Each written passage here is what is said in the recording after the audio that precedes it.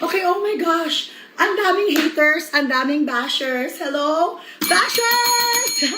Ang daming haters, ang daming bashers. Alam mo, i-clear na nga natin yan once and for all. Okay? I-clear na natin. Kwento ko sa inyo kung ano nangyari. So, nagpunta po ako sa Senate for the Eddie Garcia bill. Hindi po ako nakikipunta doon lagi because I am a full-time mom and wife. Also, online seller po ako. Okay? So I don't always go to the Senate. It's just that I was there to support the Eddie Garcia bill. At saka, alam nyo, sobra kasi ito talaga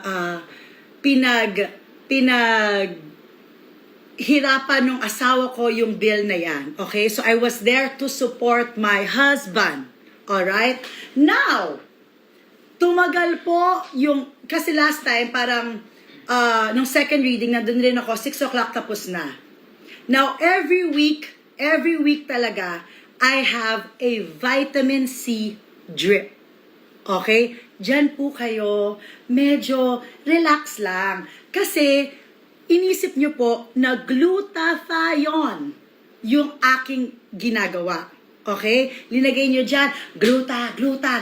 Kanina nag-live selling ako, ang daming bumibili sa akin ng gluta. Okay?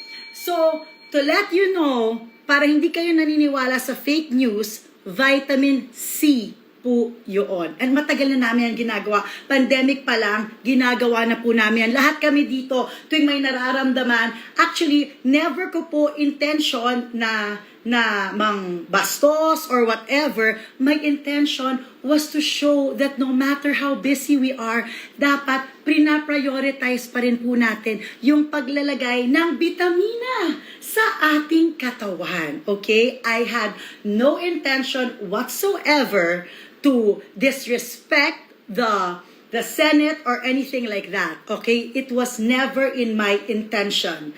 Tapos, so, andali. Okay?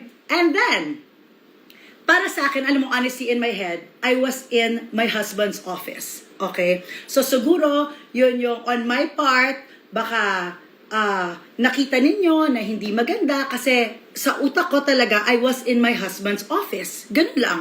'Di ba? So, I felt na safe place yon because opisina po ng asawa ko. Yun ang aking iniisip. Okay?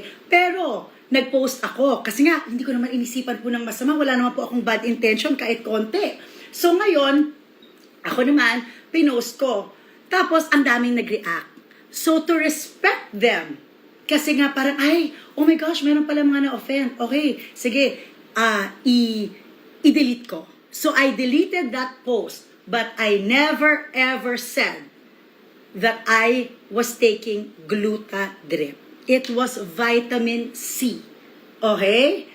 Alright? Oh. Yes, go! Bakit sa Senate? Because yung oras po, dapat yun talaga, may appointment ako sa bahay. And then, sige, mag-question and answer tayo. Naging press con yung live selling ko. Sige, mag-press con tayo.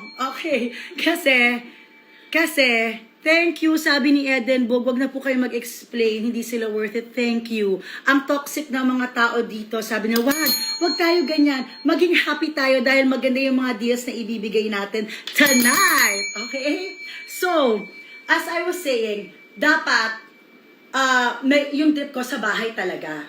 Kaya lang nga, tumagal, inintay ko po yung asawa ko na 9 o'clock, nasa opisina pa rin. So sabi ko, dito na lang, pumunta na lang sila na hindi ko naman inisipan na, oh my gosh, maging national issue pala, diba? That's why I am saying sorry dun sa mga na-offend. Okay? But it was never my intention na i-offend kayo, gawing parang hindi ka respectable yung Senado. No, of course not. Okay? So now, I'm going to go back to my live selling and yung mga gustong mag-hate pa dyan, okay, go. Diba?